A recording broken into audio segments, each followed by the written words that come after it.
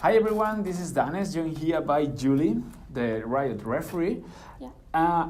I want to make an interview to those people who may don't know you that well, because you are this girl behind the players, the pink girl, the pink hair girl, and I like to have a conversation knowing you. So, first of all, how are you? I'm good. How are you? I'm fine, I'm perfect. Awesome. And who are you?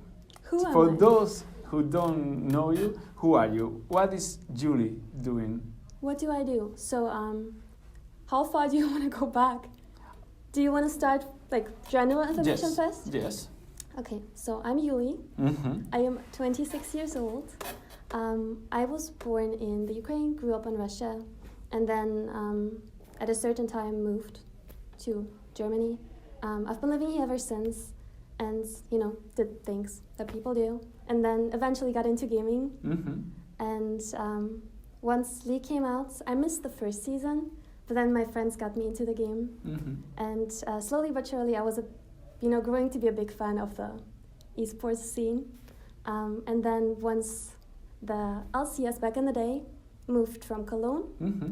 to Berlin, Yes. where I live, and have been living ever since I moved from Russia, I had to grab the chance Yeah. and kind of straight away bought tickets to go and visit the very first day of LCS, EU LCS, in Berlin with my friends. And we were at the show, and then I see all these like really cool Riot people standing around, Yeah. and they're like Riot branded fist merch. Yeah. And I was like really starstruck, and I'm like, I really need to speak to these people Mm-hmm. and just ask if I can Join help them. out, Mm-hmm. join them. And I just kind of did it very spontaneously. I just walked up to a writer that I saw and asked, you guys just recently moved. I'm sure you're still figuring stuff out in Berlin. I am from Berlin. Mm-hmm. If you need me, you can contact me. And turns out they did. And I started working at Riot pretty much the next week. Mm-hmm. Or not rather at Riot, but for Riot. For because Riot. I work at a different company that provides people who work and Mm-hmm. help. And yeah. But being a referee was the first thing you did? No. Oh, yeah, that's where I left off. Thank you so much. Yeah, and the first thing I did was, doing like taking bags, jackets, taking care of that when people arrived. And then like a week after that, like very quickly, some guys from League Ops, which is the people that do, the show and the referees are part of, Mm-hmm. came to me and they were like, okay, so we need a ref. A ref is basically, and that's what they explained to me because I didn't know back then, Yeah. a person standing behind the players on stage and kind of, managing the stage and the players on stage while also communicating between the players on stage and the people backstage. And, kind of making sure the show runs smoothly Mm-hmm. and also that there's no pauses, and then when there is pauses, that they're resolved quickly. Mm-hmm. And I'm like, yeah, sure, I can watch the players I like really adore from like super close up, see how how they play, how Yeah. they communicate. Like I'm all for it, and I basically instantly wanted to do it. Got taught how to do it, obviously, by the people who were doing it already, and I've been doing refereeing ever since 2015. Yeah, because when we think about referees, we think about Yeah. traditional referees. Yeah. So it's like, why do they have a referee? It's like he's going Yeah. to show the yellow card or the red card, like in football or Yeah. wherever. But no, it's nothing like that. It's True. just managing. It's not controlling, Yeah. right? Yeah, I feel like the name referee is kind of a little bit misrepresenting. It's maybe like not the word that people would use to explain what we do, but it just sounds cool, Yeah. The referee Yeah, behind it the does. players, and then it's like on the jersey referee. Mm-hmm. It's just cooler, I guess. But if I were to describe my position with the tasks I do, it would be stage managing, not player management because that's something else. That's people backstage, Mhm. but like just making sure, and communication, of Mhm. course. Communication is very, very important Mhm. as a referee. Is there any feature that you need to have to be a referee? It's like something specific, like you have to be Diamond 3 and understand the game perfectly, Yeah. or not. Okay, so there was this like tweet not too long ago from an ALCS where they were looking for a head referee being Mhm. plat and above. For us, that's not the case. our rank is not very relevant, even though it's, of course, beneficial and good if you have a high rank and a very good understanding of the game, which comes with higher rank, obviously. Yeah. Like a diamond player will have a better understanding than a bronze player, which is only natural. But obviously there will also be like casters who are silver and then have like this awesome color casting ability and tons of knowledge. So we don't really like define that by rank, but rather just, you know, people who are knowledgeable will say, okay, you are fit to do this. And so knowledge of the game, very important. Like being able to communicate what is going on in the game, knowing all the champions, knowing all the, you know, how the client works, being up to date with the patches when the games happen, on the patch it's being played on, right? Yeah. And then also, which is really handy, but it, from my perspective at least, is being able to speak multiple languages, especially now, like with the play-ins, with Worlds coming up. Yes. Me being able to speak multiple languages is, you know, so helpful. I would say the top 3 things is knowledge about the game, even though you're not challenger or whatever. Knowledge of the teams, very important, knowing the players, knowing the teams, knowing the coaches, staff, whatever. And then also communication skills, very important. Is there any possibility that one referee screwed up? Like make a mess in life? In life? Yeah, you know, like in life in the soul, you know what I mean? Yeah. I do, I'm just kidding. Yes, it's okay. So because it's like, okay, maybe they're managing, some people think that you are like doing nothing, just working behind, and some people think like you are the ones who fix the mistakes, and so people are misunderstanding. So is there any possibility that you make a mistake and everything's fucked up? No.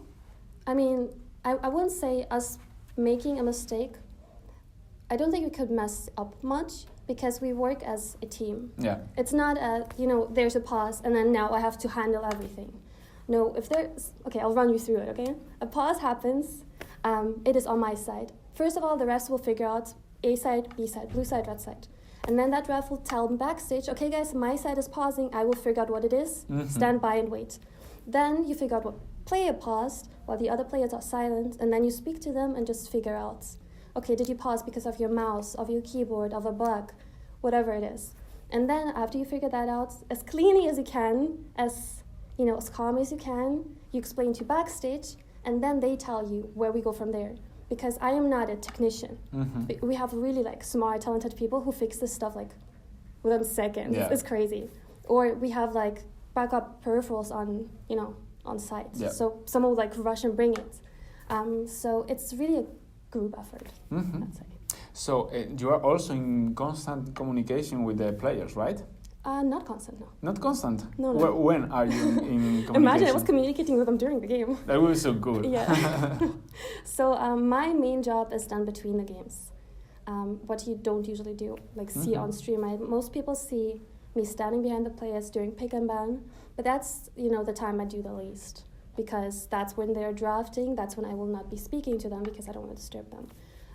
So during, or rather between the games, there will be a break of, let's say, for example, 15 minutes. And during those 15 minutes, I have to make sure the team that was previously on stage goes smoothly off stage, takes their peripherals off stage, takes their bottles, their hand warmers off stage.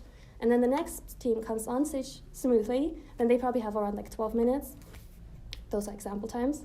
And then they can, you know, warm up and, you know, be sure their audio sounds good. Be sure, you know, there's nothing that feels uncomfortable, that drivers are working. And then after a while, when it's lobby time, I will, you know, make sure they're joining lobby on time, and we can start the game pretty much when broadcast wants us to. Cool.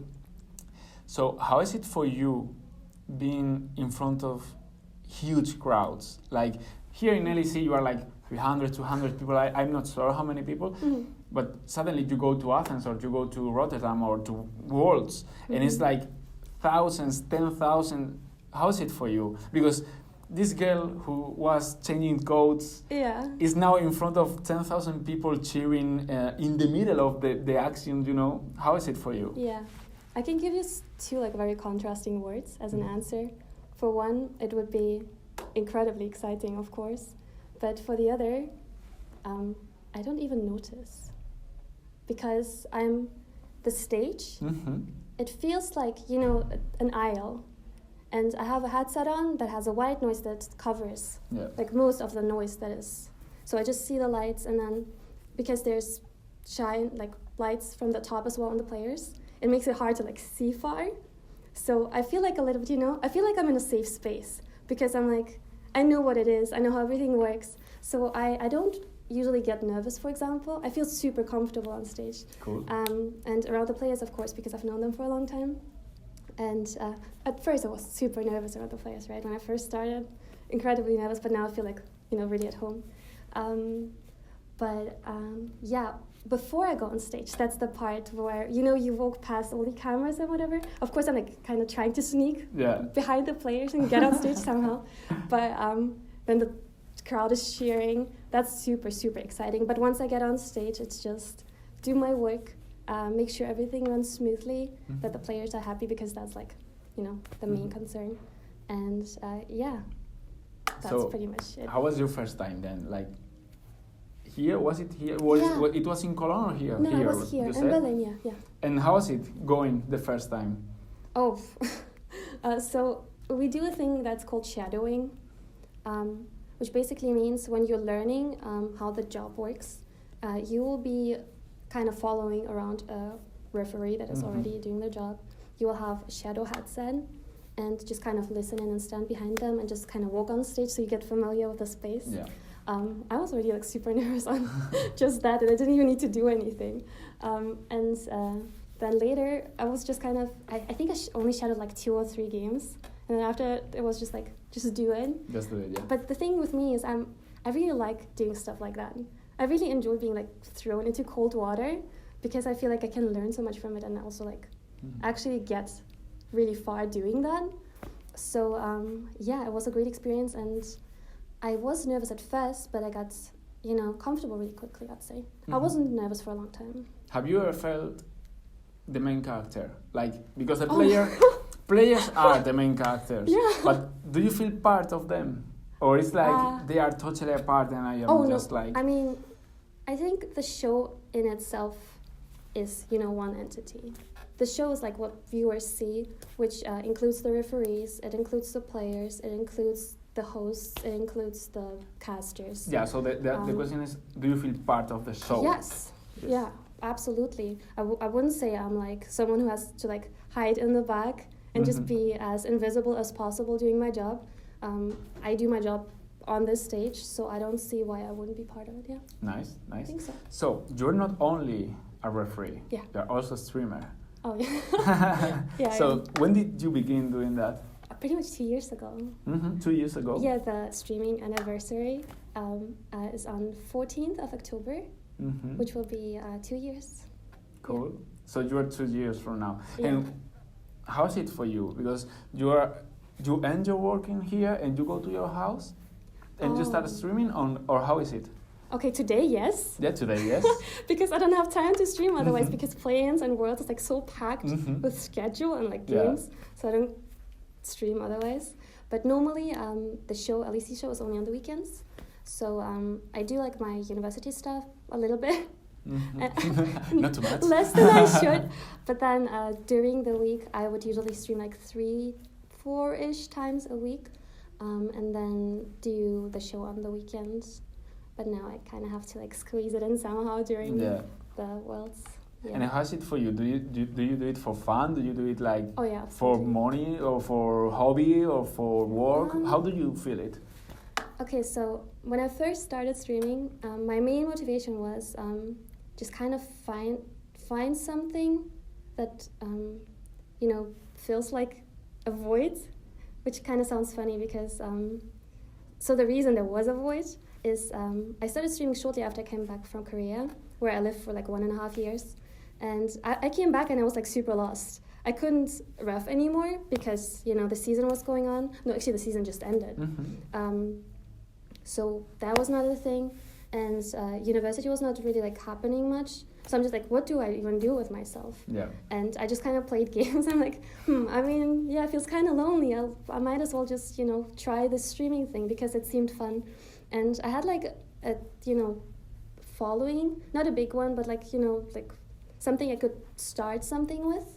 And I figured, I could try it. If I don't like it, I always have the chance to just do something else.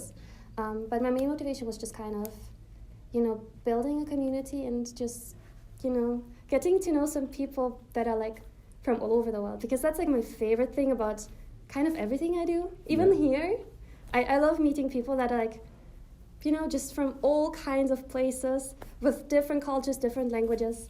And that's what I love about streaming too. Mm-hmm. Just so many new experiences. Mm-hmm. So talking about the community, what do you think about them? Obviously good things, but obviously, but the thing is, do you have anything like especially that you remember, like a good thing, a funny thing that happened? From my streaming community? Mm-hmm. Oh, okay, the first thing that comes to mind is my birthday that I was streaming on the first time. So 1 year after streaming, I was streaming on my birthday. And my community made like a video for me, and I didn't really expect that at all. Like absolutely didn't expect anything. Mm-hmm. And then suddenly they send me this, and I'm like, I can't watch this on stream. I cry, and I did because they made me watch it, and it was really embarrassing. They made me. But at the same time, it was like so sweet. That's like the first thing that comes to mind, and that I was really like. And do you have something that you rather forget? Streaming? Yeah. I don't know. No, I don't think so. No? So what experience everything? Yeah, I mean, obviously there'll be like sometimes people who will like be rude or whatever. But to be honest, I feel like I'm quite fortunate that people are usually very nice. And then those that aren't usually just get bullied away from my chat anyway without me doing much. Yeah. So I'm quite happy with that. And I feel like even if some things don't work out, usually it's a very good learning experience, right? So I can't really think of anything. And what do you think the people think about you? I know Yuli, the streamer, or I know Yuli, the referee? Oh. For what do the people know you more? Okay, I'm pretty sure more people know me for being a ref, I think. It's actually kind of hard to reply to, I don't know. So I feel like people get to know me first because they know me through being a referee, which I find really funny because I'm still really surprised how much attention I get for like just kind of standing around behind the players. But I guess I do have vibrant hair colors and stuff, so I can see how that draws attention. Yeah. But yeah, I'm still kind of a little bit surprised about that. But I think it's a nice thing, and I feel like if people get to know me this way and then would like to know me better, and yeah, you're welcome to. And maybe that's how it starts and then leads into the stream for some. Cool. Yeah. So, to give an end to the interview, what can we expect from you? From me? Do you have plans? Oh boy. So, I really love being a referee, like absolute passion of mine. I also really love being a streamer. That sounds so weird, being a streamer. Because I do it as a hobby. It sounds like so serious, being a streamer. So I don't see myself full-time streaming. I think streaming is something I do because I find it enjoyable and because it gives me like a lot of opportunities to go from meeting people or working with sponsors. Like for example, Yuli was a sponsor of mine, and they hired me as a host for Gamescom for their booth. Cool. Despite me never doing anything like that before. Yeah. They were just like, we trust you, you do it, and we'll see, and we'll support you doing it. And that was like such a great experience that I was able to have because of the stream, right? Yeah. And I feel like that's how I see streaming for myself, as an opportunity to go different places with it. So I kind of just recently discovered that I really enjoy, I really like talking to people. I find it really fun. And I think I really, through this hosting job, I realized I really had fun doing that. So I'm kind of, exploring, like maybe doing interviews, something like that. But looking into that like for next year, not for now. Yeah. But kind of, something I would love to try, some interviewing. I would also love to record an audiobook. That's something cool. I really want to do. Yeah, but that's obviously, a goal for the future. Yeah. But yeah, for now, I'll just kind of keep on doing what I'm doing and just grab the chances I get. And what about your family and friends? Are they into it? Do they know what you do? Do they do the same things, or what do they do? My family and friends. With you, I mean. Yeah, so I'm very close with my grandmother. I live with my grandmother. Explaining streaming to her was you know, it was Funny. it was a challenge. But she's like very supportive. She watches my stream, like uses emotes in my chat and stuff from time to time. But she still thinks I'm on TV. she doesn't quite grasp what live streaming is. But she's very supportive, so that's really really sweet. Regarding the esports part of things, I can't even start to explain to her. She doesn't understand. Yeah. She's like, they play computer games? What? So I actually really want to take her with me to a Worlds match, so she gets to see how many people there are, like how cool this actually is. So yeah, I'm like kind of working on that right now.